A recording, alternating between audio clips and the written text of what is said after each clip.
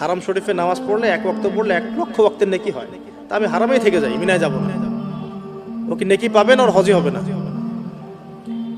এখানে নেকিটা বড় কথা না, বড় কথাটা কি? আল্লাহর হুকুম।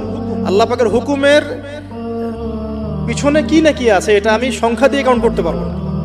আল্লাহ পাক হুকুম দিয়েছেন মানে সেখানে ইনফিনিটিভ নেকি আছে, ওটা 1 লক্ষ 2 লক্ষ 5 লক্ষ দিয়ে হিসাব করা যাবে না। এখানে কেন কুরবানি করছি? আল্লাহর হুকুম, যুক্তি বিজ্ঞান দর্শন খোঁজার দরকার নেই তো। তো এবার আল্লাহ রাব্বুল আলামিন কিভাবে বলছেন কোরআনে? আল্লাহ পাক বলছেন, ইব্রাহিম আলাইহিস সালাম বলেন, ইন্নী যাহিবুন ইলা রাব্বি সায়াহদিন, আমি চললাম আমার রবের পথে, তিনি আমাকে পথ দেখাবেন। এই আয়াতটা খুবই মনে শান্তিদায়ক আয়াত। জীবনে অনেক কিছু হয়ে যাবে, কিন্তু এই আয়াতটা যদি তেলাওয়াত করতে পারেন ভিতরে ভিতরে আল্লাহকে পাবেন। ইন্নী যাহিবুন ইলা রাব্বি সায়াহদিন, আমি ছুটলাম, আমি চললাম আমার রবের দিকে, তিনি আমাকে পথ দেখাবেন।